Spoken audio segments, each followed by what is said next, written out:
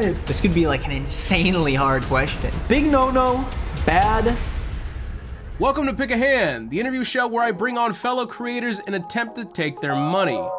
How? Through multiple pick your poison scenarios, I ask them the tough questions your local podcast is frankly too to ask. The more they walk through the fire, the more chance they have at emptying my own pockets. The pot at the end will always be put towards the creator's charity of choice, so even though I'll burn a bridge, we still end with wholesomeness. For this episode, I brought on a visionary, an artist, a fan of Mondays? Happy Monday. Clocking in 2 separate channels at basically $500,000 apiece, a man that is many things except one. Nickisnotgreen. So please grab yourself a simple brush and enjoy the interview. After we pay some bills. Hey, do you like glasses? 4 eyes? Why did people with glasses used to get bullied? Like, dude, I can't see. Warby Parker provides exceptional vision care online and in stores, offering eyeglasses, sunglasses, eye exams, and contact lenses. It's easy. I took a quiz, ordered 5 pairs of glasses for a home try-on kit, and look, this is probably the pair that I saw look the most similar to mine. No. Next pair. Ooh, these feel nice. These are Smooth Librarian that only works on the weekends. Hey, how you doing? What's going on, guys? I look intelligent. Yeah, it's just me. It's my face. What do you want? It's kind of like when Jaden Smith's like, yo, can we just talk about the psychoautonomic theory, you know, instead of talking about my dad slapping someone at the Oscars? It's dude bro from down the street. How you doing? Me? This guy's crazy. I hate going to not only get eye exams, but just going to shop for glasses, because it's just, I don't like being outside. You know, have someone breathing down your neck, like, what do you think about those? Like, no, can I just a little more out there, you know? It's kind of like the Morpheus sunglasses, you know, just kind of chilling, like, yo, what's going on, eh? See, I don't even like these glasses, putting them back on. These suck. Glasses start at $95, including prescription lenses. So try Warby Parker's free home try-on program, where you can order 5 pairs of glasses at home for free, as I mentioned, for 5 days, with no obligation to buy. It ships free and includes a prepaid return shipping label. Just go to warbyparker.com/MistaGG or go into the description and click that link. And big thanks to Warby Parker for sponsoring this fat chunky monkey video, baby. Nickisnotgreen, welcome to Pick a Hand. How are you, sir? Ooh, I'm pretty good. I'm excited to be here. I love playing games. People know that about me, so I'm ready to win a lot of money. All right, he's a big game player, and he came here to cash out, baby. So let's just get right started with the interview here. Question number 1, Nick. A YouTube career can be a bit fickle at times, right? But you know what they can never take away from you, Nick? My face? No, I technically, yes. But I was going to say your degree in audio engineering. Oh, so it's like you did their deep dive. I see. A little bit. I opened a few books. But as a man with an educated cochlea, such as yourself, ooh, what's something you hear in YouTuber music or even mainstream music that drives you up the fucking wall? Ooh, this isn't really an audio engineering thing, but I do love the like YouTuber rap flow and how like fucking simple it is. Like it's so like nothing so much of the time, to the point where it's like they just think they need to have like 2 words that rhyme, and then besides that it's kind of just do whatever you want. And I feel like that's most YouTuber rap, but it's always entertaining. You're saying it's kind of like the flows where like the instrumental already picks the flow for them. Exactly, yeah. Or they like sing just to the melody of the instrumental. Like they just sing the melody and add nothing else. They like to do like nursery rhyme style like flows. What do you mean by that? Like Twinkle Twinkle Little Star stuff. Like there's nothing more complex past like finding the 2 rhymes, and besides that it's just like, I'd like to make money and get rich. I want to find a fat ass bitch. Gotcha. Okay. You better censor that out. Yeah, no, I don't want to get demonetized. So it's just kind of like trance, Lance, and just kind of moving there. Yeah, and it doesn't matter how you get there. It's just whatever rocky road. Okay, that makes sense. Doesn't matter if it means anything either. Lyrical content, I don't think is much of a thing in YouTuber rap. I think it's definitely just vibes. It's all vibes. Yeah, and if they like you as a creator. Exactly. Pretty much. But, all right, cool. Easy question. Let's move on to number 2 here. Nick, you upload a lot. Hot take over here, sorry. But yeah. You upload even more on your second channel, Green is Not Nick. It's true. And a lot of creators tend to look at a second channel as liberating in a way, right? The freedom to post content that may not perform well on your main channel. Mm-hmm. But I have to ask, with such continued success on your second channel, your monthly subs and views, actually going tit for tat with your main channel, do you ever fear having your second channel fall into the same hamster wheel of expectations? I've got a great answer for you because it already has. Oh, shit. Oh, no. Not like this. No, I started posting daily and slowly realized that, you know, the second channel became my main source of income because I was posting every day and I was able to get more AdSense. So even if every video wasn't doing as well, I was posting 6 times more as much on the second channel as I was on the first. And so it fell into this thing where originally I was just posting whatever and having a good time. But once the channel started doing better and it started becoming my main source of income, it's like now, you know, I'm starting to worry about the numbers. I'm starting to worry about whether or not my views are consistent on every video, and then it ruins your life. So you spend too much time on every video, and then it takes over every other element of your life. It's a bad idea. So is it now this weird like hierarchy where you now go to like the He Said Us channel and you're like, all right, this is where I have fun? You're absolutely right. Okay. Yes. Like when I have conversations with my friends about videos, it's literally like, yeah, it's like main channel, second channel, and then like there's different weird categories with the other channels I have, but then He Said Us is like, but then sometimes I find myself like, is this too shitty for that channel? Which is like a scary thing, which I need to stop. But I also really, really want a plaque for that channel because I think it'd be funny. That's the only reason why. For the meme, it's all worth it. Yeah, exactly. Interesting. I was hoping that didn't already happen, but that makes sense. Yeah, and that sucks. It stinks, but yeah, it is. That's YouTube, I guess. It is what it is. Suffering from success. I know. You know. It's tough out here. I wish I didn't make so much money off that channel. Everyone's like, why is this guy complaining? He can do whatever he wants. I think this is perfect timing because, Nick, we have arrived at our first pick a hand. Woo! Where it doesn't matter what hand you pick because you're still going to get punched in the face. I will give you one word as a hint to each hand's question, but that will be it. And yes, the pick a hand questions will get a bit more saucy each time we come back around. We're going to do this 3 times. This is the first time. Okay. So, in my left, we will talk insults. In my right, we will talk nostalgia. Nick is not green. Pick a hand. We gotta go with the insults hand. Love it. All right. Good one. We are going with the left hand insults. Nick, the literal New York Times has referred to you as curly-haired and baby-faced. A compliment, depending on who you ask, I guess. Yeah. And your very own Twitch chat has stereotyped you as a Canadian who likes anime, and both of those things are untrue. Yeah. So, to be clear for the audience, I don't dislike anime. I just have not watched it in a long time, and I really want to watch it, actually, okay? I think it's cool. I just haven't gotten around to it. Nickisnotgreen thinks anime is cool, baby. You heard it here first. Breaking news. Yeah, my favorite anime is BoJack Horseman. Let's fucking go. I just finished it the other day. But not necessarily an insult, right? So I'm curious, whether it be Dream Stands or Sneeko fans, what is the most overused insult that gets thrown your way? And what's an insult you received that was actually so clever where you just had to accept it? Ooh, interesting. The biggest one, it kind of depends on where you go. Like, the biggest one is like the Soy Boy classic. Yeah. You know, that one kind of baffles me because I'm like, wow, they're still doing it. But I respect the hustle. Dream Stands, it's usually just like, man, I guess. I don't know what else they'd be mad. I don't know what else they're mad about. Sometimes they're mad that I'm a man, which is fine. I get it. You know, I don't blame anyone for that. And then, I don't know, glasses. I don't know why curly hair seems to be like a big one. I'm like, that's just a type of hair. They just look at you. Just first thing that comes to mind, your fucking nose. This guy's son of a bitch. He's got 2 eyes and teeth. I'm trying to think of one that I thought was actually really clever. You're talking to the person who receives messages from viewers and friends and family alike, all just constantly about Nick is not green jokes, about whether or not I'm green, about Nick is not blank is not green. It's like every day by people who are also constantly around me who hear those jokes.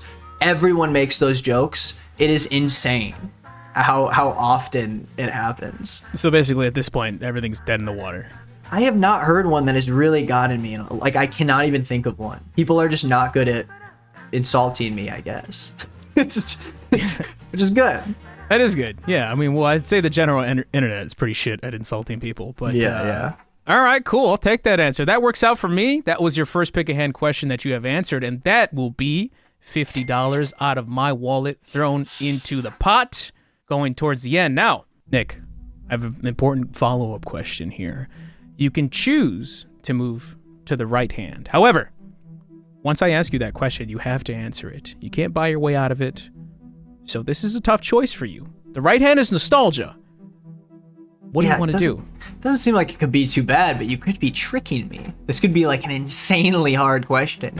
I am an open book though, but when it comes to the actual internet, there are a million things people don't know about me. My friends though, I am like the loudest mouth ever. So I think I don't think it'd be a surprise if a lot of my secrets just leaked out everywhere. Luckily, I don't have weird, freakish secrets. I'm just a young guy, you know, and sometimes I'm not going to say that. Anyways. No, damn it. You're like, I almost got it. I wanted it, man. Anyways, give me the nostalgia hand. Okay, we're going to the right hand nostalgia. Here is the question. Quote, but is the working worth it? Things don't stay the same. I'm so stuck in nostalgic days. My skull's in yesterday. Straight from Half of Denton himself from your most recent EP. This guy knows his stuff. Hey, what's something you would want back from the days of strolling campus with the guitarist littering Belmont University that you think you lost on your YouTube grind? I guess a lot of it is just the fact that I don't work on music as passionately anymore because a lot of what I do feels like it's like through the lens of a job. So I kind of miss having that that whole thing where I would be in my dorm room all day working on a song and then I'd export it and walk to class and listen to it and walk home and listen to it and work on it more. And I had a roommate and we would make like comedy songs together, but we like never put them out anywhere. It was like something that was just for us. And I think you hear that a lot with creators, but like it's tough to find that. I think that's why I make so many channels, because it's like I just am trying to find places to put content where like it feels appreciated in the way that like I appreciated it back when I was only doing it for myself. But that's basically it. I didn't like my time at school. And this is root beer, by the way. I was literally about to ask you because I was looking. I was like, "What is?" Is he drinking beer and smoking weed during his interview, like alone in his apartment? All right, that's a good answer to me. That also is another $50 in the pot. Yeah. Because of Nick's bravery, taking out the first pick a hand with ease. That was a really brave thing I just did. Yeah, that was tough. Man, you used to make music. Jesus, slow down, dude. Yeah, dude. Okay, we can go on to the next question here. Number 4, Nick, are you still boxing? Oh, dude, this is so fun. I love when you bring these things up that I don't even know that the internet knows about. It's so cool. Technically, like, I am, but I haven't in like a month and a half because my life is spiraling out of control with all the things going on with the podcast and my trips and stuff, and I'm trying to move. There's no excuses, though. I've been bad about it. I haven't gone in like a month. I respect the accountability. Also, you sound like every YouTuber I talk to. Always. With your experience, Nick, I have to ask, if the rise of YouTube boxing were to crash and burn overnight, what do you think would have been the reason why? And if you can't think of anything, what's a con of YouTube boxing that people don't really talk about, in your opinion? Well, here's the thing. When I first started boxing, I did it for fun. Did it for funsies because I wanted something that was easier for me to do. Like, I thought it seemed like a fun workout. But then talk started coming up of Creator Clash 2, and I was starting to think about the possibility of it. And it seems like such a cool thing, and it is. But I don't think people realize that, like, to be in a really, like, confident boxing match, not only do you have to do the actual boxing match, which is, like, when I sparred for the first time, it was one of the worst things I've ever done. Like, it is so tiring, so much different than just normal training, like a completely different sport that you're playing. But the other thing is, like, I would have to, you know, have better sleep, have a better diet, have a better schedule. I'd have to be working out every day.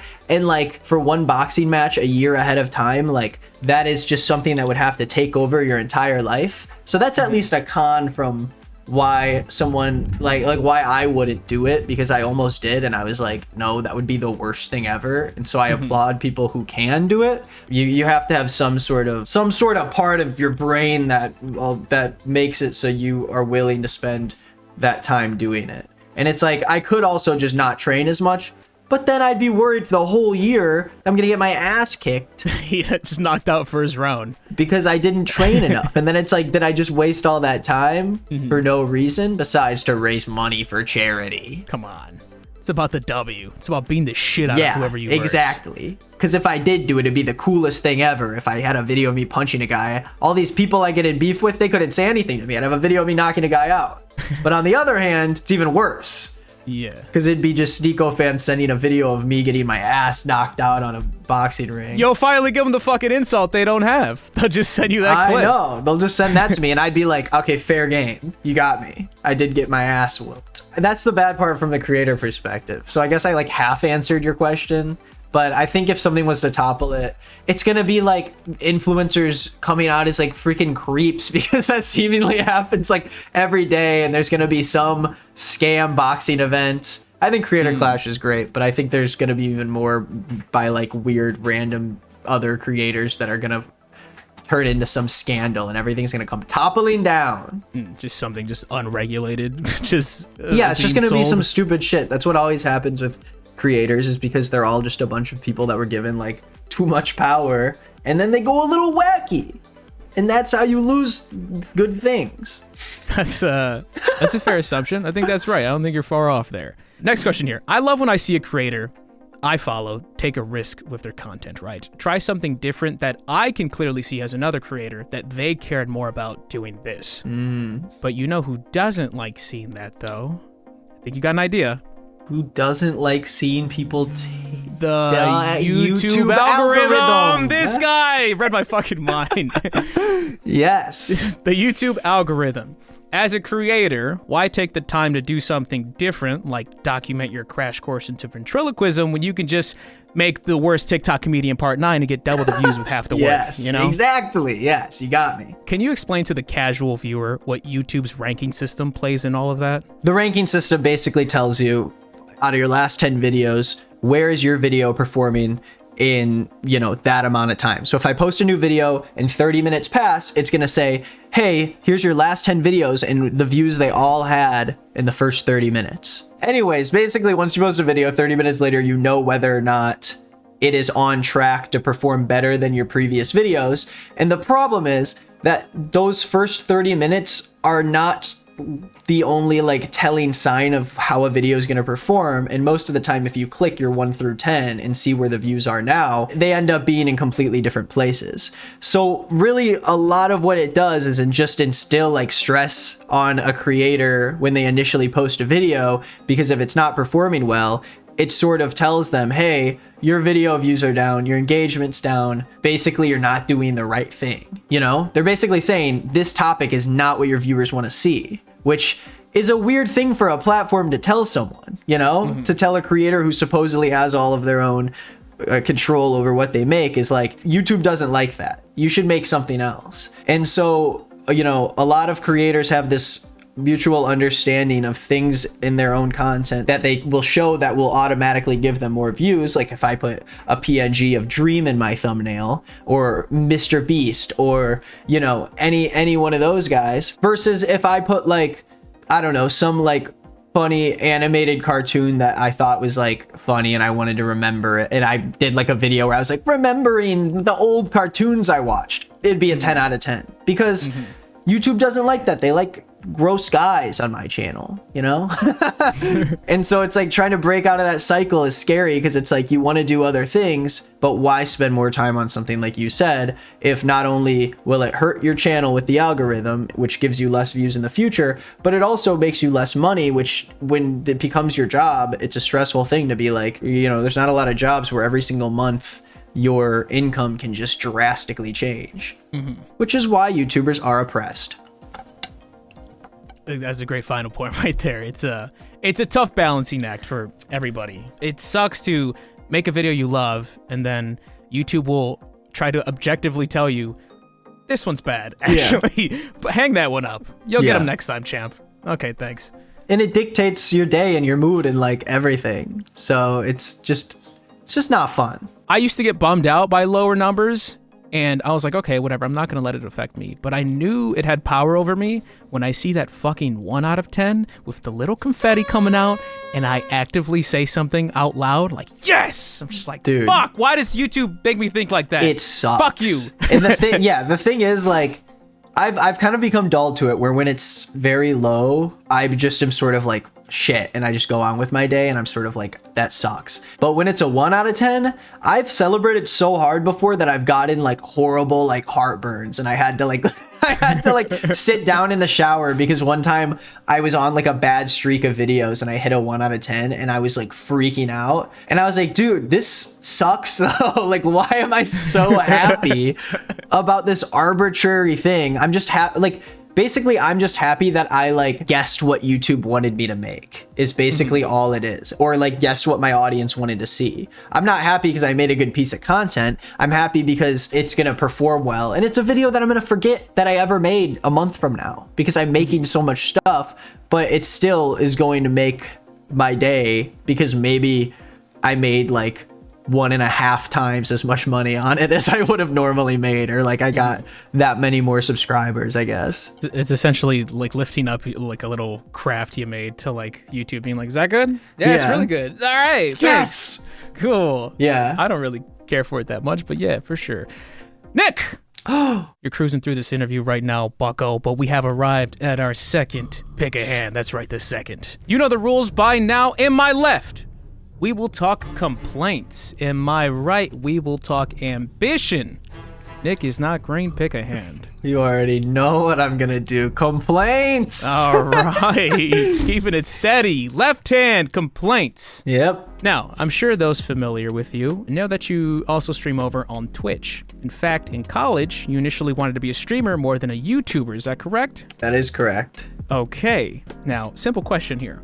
What's one complaint that YouTubers make and one complaint that Twitch streamers make that you feel is unjustified, blown out of proportion, or just plain stupid? Oh, interesting. You've seen both sides. I'm curious what your thoughts are on this. Okay, this is a big complaint I have overall, and this is in like the area of like dating as someone who is on the internet. And something I've heard a lot from other creators that I tend to disagree with is that it's like really hard to date as someone who's online, and it's really hard to find normal people. My personal view on it is that when I think about myself, when I was just watching YouTube and I wasn't actually a YouTuber, I know if I met and became friends with someone who I watched, that I would be normal because, you know, that did happen. I was friends with people and I acted like a normal person and I didn't cross any boundaries. And so I think that when you're someone who's online, you feel like there's a lot more people out there who aren't going to understand those boundaries than there actually are. Now, that's only in dating. In real life, like interacting with people, recently I've noticed that the way I interact with people in my life has drastically changed since I've started this job, and it's pretty sad how differently sometimes you can be treated by certain people in your life in small ways that you don't really realize. And that part is something that I think really affects it. But when it comes to like actually meeting people like romantically, I think people are more normal than you'd expect, as long as you're also normal, if that makes sense. Like, I'm not saying it's okay to go out there and like use your influence to date people, but I think if you get to know somebody and you tell them about your job, it's pretty normal that that person isn't really going to treat you any differently because they want to respect that boundary. My main point over all of this is YouTube's just another job. If I meet someone and they're a nurse at a hospital, then I'm like, cool, that's your job. This is just my job. And we're just two people who both have jobs. And besides that, it's just, I'm just a normal guy who eats and poops and shits and pisses like everybody else, which I know sounds like a stupid thing for a YouTuber to say. I'm just like you guys. But when I bring up dating stuff, people are like, oh, are you treated differently because you're like, because of stuff? And I'm like, honestly, most of the time people are pretty chill and respectable. Oh, that was such a long rant, dude. Oh, but man, was it a good one. I feel like that really only applies to like like these household names like A-list superstars were like, yeah, it's probably tough for you to find somebody because everybody fucking knows you. And no disrespect, a lot of people know Nick is not green. Do not get me wrong. But at the same time, I mean, yeah, like you said, we're all just normal people. I feel like you can catch red flags if you're like, oh yeah, this is weird. I feel like you're very much crossing boundaries already. You can go through like a nice little quality control check through talking with someone to realize, okay, this is too much of a creator-fan dynamic. Exactly. To where, like, this is not going to work out. But if you're just talking like fucking people, then you talk like people, and that's that. I think people underestimate, like, the nuance of, like, making an educated decision on whether or not you want to keep talking to someone, whether or not, because of, like, their boundaries and their red flags and stuff. A lot of people are like, anyone who's not a creator, you shouldn't be talking to or dating. And I'm like, no, we're all normal people. As long as you make the decision that the other person is being respectful and is not crossing boundaries and you're not doing that either, you know, there's nothing wrong. A good third of my matches on Hinge are people who think that I'm catfishing them, and usually and usually I send a voice memo back and I'm like, I don't know why someone would use me to catfish as someone. That seems kind of stupid. And then they'd respond and be like, oh, I like your videos, blah blah blah. And then I just like swipe and I hide the message and I don't talk to them ever again because I don't want to start off talking to someone on that foot. I appreciate it, but alas, I don't want to be like, oh, you're a big fan? Okay, you want to come to my apartment? Yeah. I don't think people realize that that's not all you talk about. Like, literally, if you're talking to somebody normally, it's just, you're not just being like, yeah, so your YouTube, yes, like what next video? Like, they don't give a fuck because you're people. You're talking about everything. Yeah, it's like they don't. That's not all it revolves around. Yeah, it's like I don't want other people to just be yapping about their job the whole time they talk to me. Yeah, sometimes I get in conversations, like it ends up being a big thing with conversation with new people who I meet because there's a lot to talk about. But with my normal friends, I'm like never talking about it. It'll come up here and there, but most of the time, it's just life stuff, you know? And people tend to forget that there's other things about me. Of course. Many other things. Yes. For example, transition god. Yeah, but I do have to fuck it up and say that's another $50 in the pot added. That's $150 in the pot, just sitting there beautiful out of my own wallet. Nick, do you want to move to the right hand? Remember, you can't leave it once I ask it, but the right hand is ambition. Do want to remind you. I will answer anything. Just throw it my way. We're going to the right hand, baby. Nick, growing up, you wanted to be a... Depends what age I was. Chef. I was gonna say chef. I was gonna say it, but I don't remember ever saying that online, so I don't know. Your ambition knows no bounds. So, I'd like for you to help me out with this. Aside from making lyric videos for musicians in Nashville, what's the most odd gig that you've done for pay? Or even weirdest sponsorship you've taken will work? Even just offered sponsorship? I was offered and accepted a sponsorship from a adult toy company, not Adam and Eve. I love working with Adam and Eve. They're great. Easy to work with. So easy to work with. They're great. I accepted this other one being like, okay, it's going to be a similar thing. I don't have to show anything on camera. I just have to talk for 30 seconds. But instead, they send a sex toy to my house, my parents' house, and I didn't think I had a sex toy there. So my dad was like, there's a package here for you. And I was like, oh yeah, go ahead, open it. Because I didn't think a sex toy. And then he's like, oh, it's a male sex toy. And I was like, it's for a brand. Which I thought that I accidentally sent a sex toy to his house that I just ordered normally. And I was like, oh God. Forgot about it. So I told him it was for a brand, but it turns out it was the brand. And they sent me this very like complicated, like $250 fleshlight. It was not like the classic fleshlight. It had like a you had to charge it and it had motors in it. It connected to an app. Yeah. It had like little things that moved. It connected to an app where you could change the speed and what the different like little motors did, and you could also play a game where it was like Space Invaders or Galaga, where you're like going back and forth, and so you use the sex toy and you move yourself to the left and right to move the spaceship left and right, and then to shoot the enemies in front of you. You have to bump it. What the fuck?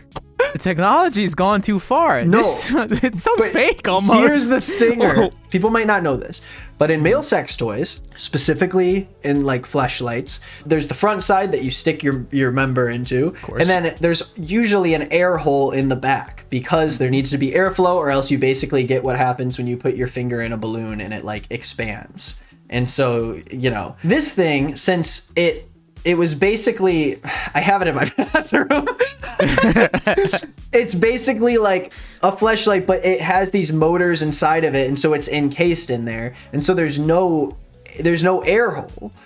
So there's no way for air to get out when you're using it, so it turns into this weird suction thing, and it's not good at all. And so they send me this thing, and I'm like, whatever. The ad's really simple. I'm not like promoting this specific product. I guess they just send it. But then they told me when they sent me the talking points, it was this whole thing of stuff that was like, you have to talk about like what life was like before you had sex toys and why you like sex toys, and it makes your orgasm better and all this shit. And I responded to my manager and I was like, dude, I'm not saying this stuff. Like, I can't start off the video by saying all that shit. And he went back to them and they were like, okay, you still have to show the product on screen. And I was like, dude, no, I tested the product. I don't want to show it on screen now. Should have told me before. It's ruined now. And so I was like, whatever. And I was like, I'll make it funny. And so I write out the script and I make this funny ad where I'm like, I play myself and I'm talking to myself, and it's like this meta thing where I'm like, why are you talking so much about your sex life? Gross. But then it's me talking about how like liberating it is and all this shit. And then I send it to them and they approve it. And then they ask for me to see the video, the actual video, which is always a red flag. Yes. And so I send them the video and they send it back and say, well, we don't think the topic is related enough to our product, which is the biggest red flag with brands. Horrible. Because then they're dictating what content you make, and that's a big no-no. And so after all of this, I was like, no, that sucks. And so I just kind of stopped talking to them, and then now I refuse to work with them. And then one of my friends also had a really bad experience with them because they tried to get her to say all this sexual stuff on camera. Big no-no, bad. The response from that brand doesn't make any sense to me, that it just doesn't have to do with the... Yeah, I'm like, what? What do you want me to do? Like, make like a porn star tier list and then talk about this? How am I going to fit this in to anything? And also, why would that change whether or not people buy the thing? Do they want them to get like horny while they're watching the video and they're like, oh, you know, I should go check out, you know who? That's another $50 in the pot, baby. We're at $200. He's built different, baby. Moving on to the next question here. TikTok has popularized many things, some good, some bad. But one trend I believe it absolutely blew up, in my opinion, were these homemade remixes of popular songs. So many songs are now given these second and third lives when they're slowed plus reverb, sped up, pitch change. With your music background, what do you make of this phenomenon? And what do you think the artist thinks when half of the people who like their song are strictly listening to the slowed plus reverb version of it? Okay, so I come from two different camps. This is my thought process off the bat. My main like life philosophy when it comes to consuming media is like, since it's all subjective, if someone enjoys that, the debate doesn't have to go that much further unless you're actually like debating about the politics behind the art. But it's like arguing with someone about like how someone doesn't like a certain food.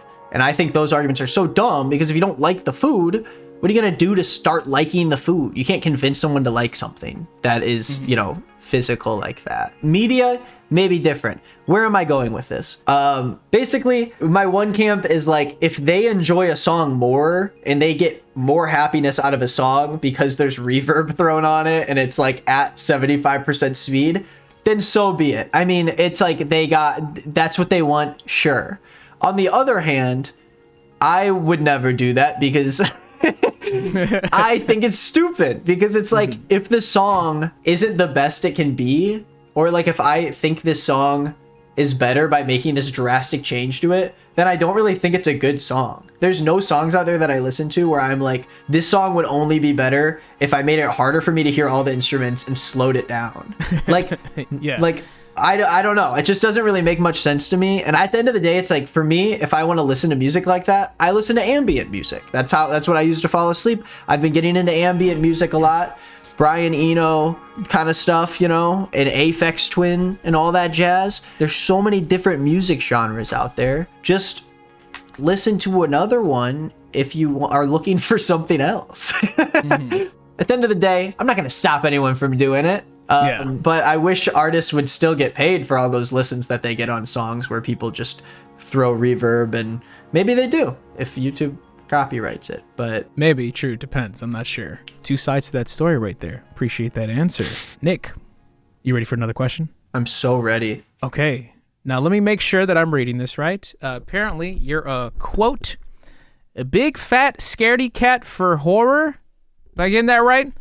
Big fat skin. Is this thing I wrote down one time? I took it from you. I love horror movies. I love them. Okay, well, I got a question for you. Do you think horror is the best genre to watch bad movies?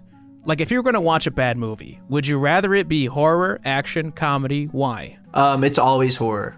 Yeah? Why? Horror is my favorite genre, but it's not like my favorite movies aren't horror. A lot of my favorite movies are comedies or thrillers, but I do think horror is like my favorite genre because it's hard for me to watch movies. I watch a couple movies a month. I get I just get restless and I don't want to sit down for 2 hours. So I like picking thrillers and horror movies because it gets me stressed out and I get more engaged in the movie. A bad horror movie gives you kind of both, because you not only get like the subtle like scariness of like a bad horror movie with jump scares and all that jazz, but also you get to laugh. It's the perfect like thing for people to watch when there's a bunch of people together, because the plot doesn't really matter and it's just about having a laugh and a scare. Well, for a content creator, it seems like the perfect little soup right there, because like you said, I feel the same way with movies. I struggle to sit down and watch movies. I think YouTube has ruined that for me personally. Yeah, but nowadays it's like almost like I need content out of the movie I'm watching. Yeah. But if it's enough to get me engaged with like some adrenaline, some shit jump scares, it's like, all right, you're keeping me awake, but also I'm thinking of little jokes at every little corner. Yeah, that's a good way to explain it. Definitely. Yeah. Perfect. We are at our final pick a hand. Ooh. The toughest of them all. Come on, make me lose. I'll make this easy for you. In my left, we will talk rank. In my right, we will talk deadlines. Nickisnotgreen, pick a hand. Let's actually go with deadlines this time. We're going with deadlines on the right hand. Oh, you've talked about how you have this YouTube opportunity and you will not let it slip away, which explains your rather aggressive output with videos over time. But things are going well. Sponsors are signing checks on the main and second channel. Praise Gormu. Looking Praise good. Gormu. But I love this guy. This is great. But you know something that's not so great to come of this? Sponsor deadlines. Those can be a little annoying. Oh, yeah, you know. Yeah. Sometimes you might need to speed run some content to hit a nice little deadline buzzer beater out there. Can you point me to a video or videos on your channels that would normally not pass the quality control check from the CEO himself if it were not for a deadline? Ooh. Okay, there's one I can think of immediately off the top of my head. And it's related to something we talked about before. Okay. Now, this is embarrassing for me, but back when I was first starting sponsors and that sex toy company reached out to me, they told me that the video wasn't related enough to their product. I would never do this now, but back then I decided to go ahead and like try to figure out a way to make a video that was related to it. So I actually did initially go through with it before I decided to completely stop working with them. But I made this video on this like random Facebook page that did like these funny couple videos. And I was like, maybe couple stuff is like close enough. It is a video on my channel. I think the guy's name is Markian. If you watch the video, you can see me say in it like, oh, this is a video I shot like months ago for this brand and I'm not working with them anymore. So I'm just putting it out there. I guess it wasn't to reach a deadline, but it was as a result of me making content because of a brand. Yeah. But that's like the most embarrassing one, I think, is that I actually went ahead and made the shitty video and then still decided to put it out because I was like,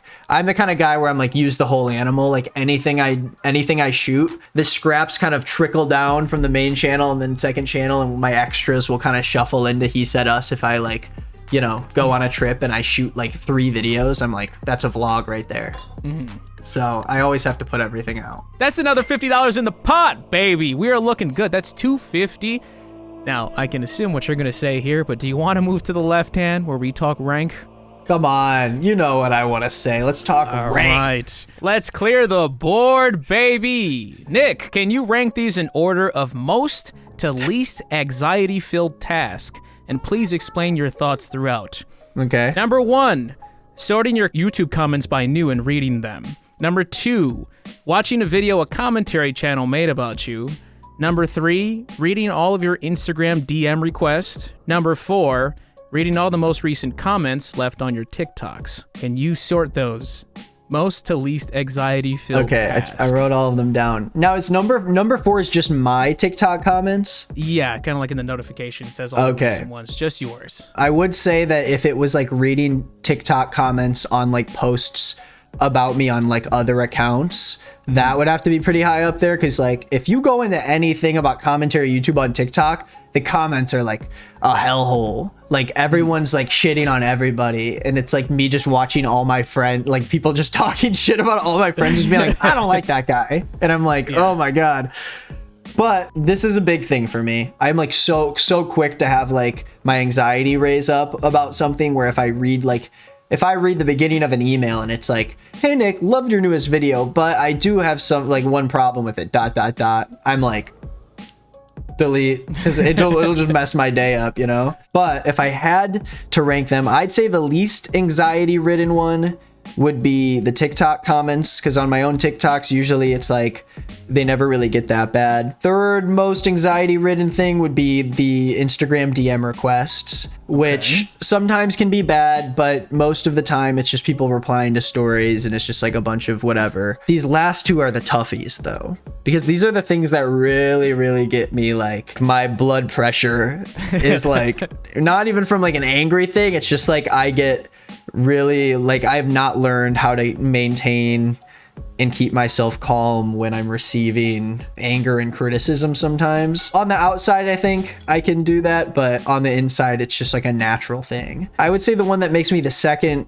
most anxious is, I think it depends on what the commentary channel and the contents of it. Okay. But I do think that one is would make me more anxious, is sitting there and watching that. I never watch videos people make about me besides the ones that I've made videos on. And besides that, like now I just don't really like doing it, because it's just like I hear the same thing every time, and I'm not a debater. I'm just someone who likes to make shit and talk about what I believe in. And so that's not fun. But new comments as an overall thing are my least favorite, only because they're more inescapable. I can always not watch videos, but new comments will sometimes just snipe you out of nowhere, you know? You'll be on the YouTube Studio app and you scroll down a little too far and you catch a stray of someone being like, your lips are so chapped. And I'm like, okay, I didn't sign up to hear that.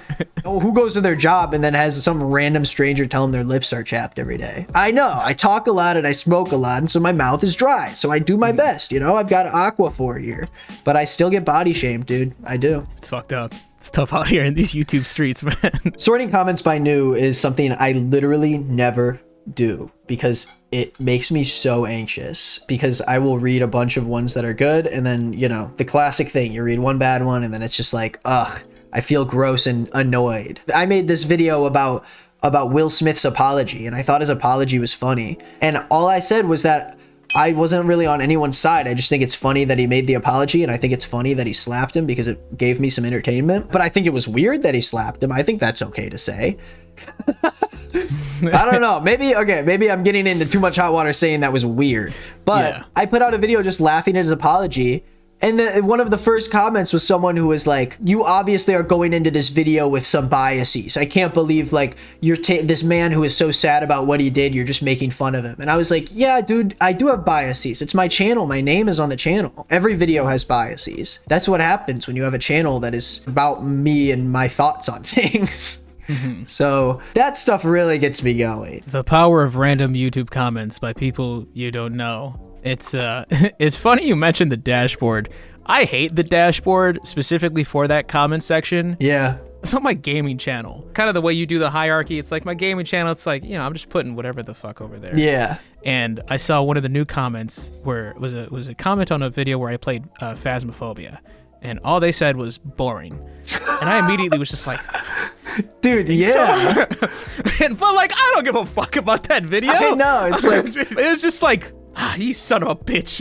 Especially on smaller stuff like that, you're like, God damn, dude. Like, obviously, this isn't like the shit I'm like so proud of, It's just like I'm putting stuff out there for people. I'm naturally a person that I wish I could spend a year on something that I really care about and put it out there. But my attention span and my energy, I just know that's not realistic. And I also am in the midst of moving and having a full-time job for the first time in my life. So it's like to spend a lot of time on something is stressful to me. And I put stuff out so quick because my favorite part about YouTube is being able to see that like response to something I made. And so as a result, I don't have a channel with this crazy like production value, and I'm not super scripted out all the time.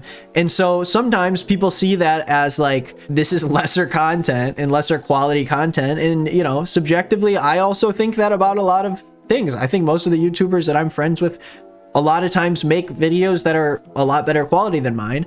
But at the same time, that's not always my goal when it comes to making a video. When I'm on stream and I'm trying to have a good time, I'm not going to have a good time if I'm trying to think about everything that I'm going to say and how to button up the video and, the lighting and where the camera is placed and all of that stuff. I'm just going to get on stream and I'm going to try to make it as authentic as I can, because no one's ever commenting on my channel saying, oh my God, your production value is better than all the YouTubers out there. No, they're like, I'm watching you because of you. And that's what I care about. And whether or not I upload in 480p or 4K, it depends on the channel. But at least for myself, I am aware of like what my audience is expecting. But I'm basically saying all that to say, it does suck sometimes to get comments like that, where it's like, this video, you're just like not saying anything. You keep repeating the same thing 10 times over again and laughing about it because you think it's funny. And I'm like, yeah, but I think it sounded funny the way the guy said that. And so I'm going to play it 10 times because it makes me laugh. Yeah. Maybe they don't do that on network TV, but it's YouTube and there's no rules. Yeah. It's everybody goes to whatever they like, and if they like you for you, it's not really like these huge barrier you need to pass where you got to go this crazy production quality. Yeah. Yeah, random negative YouTube comments are randomly just gonna like slap you in the face for no fucking reason.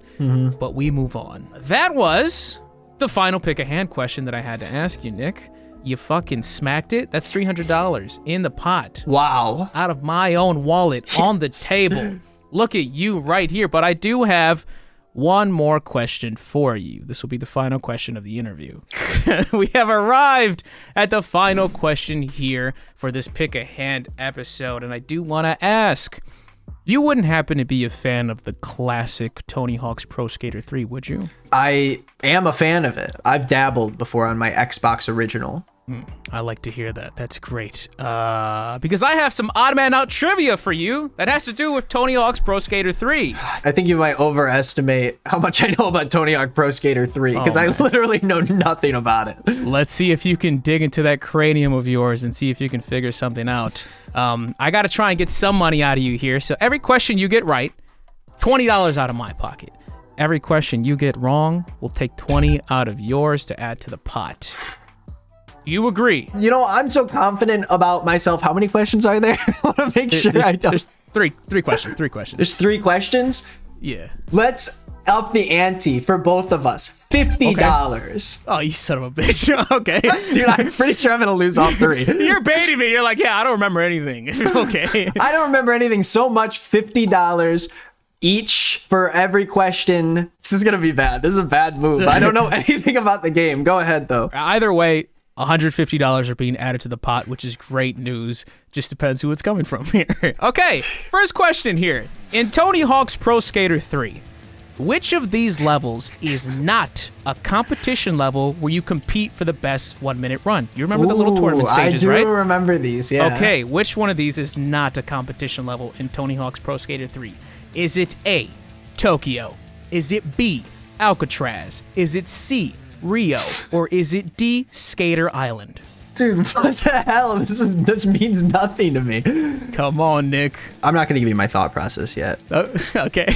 I think that the answer is Tokyo. Final answer. Final answer. He says Tokyo. The correct answer is B, Alcatraz. Tokyo was the final, well, not the final tournament, the final tournament stage in Tony Hawk's Pro Skater 3. God damn it. Got all these neon lights and shit. I don't know if you remember it. It looked really cool. But yeah, Alcatraz is not a thing. So, Nick, I'm sorry, but I got to gouge you for $50. You said it. $3.50 in the pot, baby. My process for elimination for that was that Alcatraz is like an island situation, Skater Island is an island situation, and then Rio seemed like it could be some kind of island situation. So it seemed like those were like contained areas, and Tokyo, while it is on an island, didn't seem like much of an island situation. That's a good thought process. Just didn't work out for you in the end. Yeah. Second question. I know you'll get one of these right, for sure. Oh, okay. Maybe, I hope you get one of these right. Which of these names is not an unlockable character in the game? Is it A, James Bond, B, Ollie the Magic Bum, C, Wolverine, or D, Darth Maul? Oh, I know this one, I think.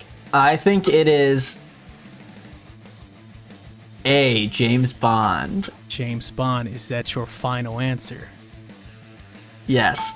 He's locking it in. He says A, James Bond. Nick, you are correct. Yes! James Bond is not an unlockable character in Tony Hawk's Pro Skater 3. Look at you. That's $50 out of my wallet back at me. $400 in the pot. I just realized by getting one question right, I almost made you spend as much as you would have if I got them all right. I kind of screwed you over there, but hey, I don't care. You think I care? I knew Wolverine and Darth Maul were in the game, and I didn't know the second guy, so I was like, he didn't make up some magic little name, so that one has to be in the game. I was hoping that would be your process of elimination. Yeah. But, okay, so that worked out. Last one. Let's see where this one goes. You got one right, one wrong. Final question here. Which of these moves is not a real move in the game? A, 1 foot Japan. B, 5-0. C, the switcheroo. D, Sonic Slide. Oh, shoot. I know the switcheroo is a move, I think. I think I know the 5-0 is a move, too. It's probably like the Hawaii 5-0, like the drum solo. They probably split the skateboard in half and... Sonic Slide, I mean, how could you... I'm between Sonic Slide and 1 foot Japan, which 1 foot Japan is such a real skateboard trick name that it has to be fake, and I'm picking that. Final answer, 1 foot Japan. The final answer, 1 foot Japan. He has chosen A, ladies and gentlemen. Will Nick walk away with 2 dubs or only 1? The correct answer is D, Sonic Slide is not a real move and is a dumb thing I made up. 1 foot Japan is indeed a real move in the game. How could I I'm sorry, Nick. 1 foot Japan was... Goddamn Sonic Slide, dude. I thought the Sonic Slide would give it away. I was like, does this sound too stupid? No, I was so but scared. I didn't think you would make it the Sonic Slide. I was like kind of in between. Okay, well, that's unfortunately $100 gouged from you, Nick. You know, adding it into the pot, though. I'm just happy to be here, you know? I love to hear it. I love to hear that. That's going to be a total of $450 in the pot. That is $350 out of my wallet, $100 out of Nick's. Boom! There you go, baby! Pick Ahead episode. That is complete. That is all I have for you, Nick. You did a great job. We have a nice little chunk of money for charity raised. I hope you had fun. Where can the people find you, Nick? Guys, you can just find me everywhere. I'm all over the place. Just type in my name or something. There'll be links below. It's too much to explain. Actually, I'll promote my podcast. I just started a podcast, the Fellowship Covenant podcast. You should check that out. Okay? It's awesome. That's all I'm gonna say. If you guys enjoyed this interview, please leave a like. Here is your second reminder to please leave a like. Please subscribe because I have more content coming your way. Shout out to my beautiful, lovely patrons for always supporting the boy, but support Nickisnotgreen as well. His information is below in the description. Go over and tell him hi. And as always, I am Mr. Gigi, and I am out.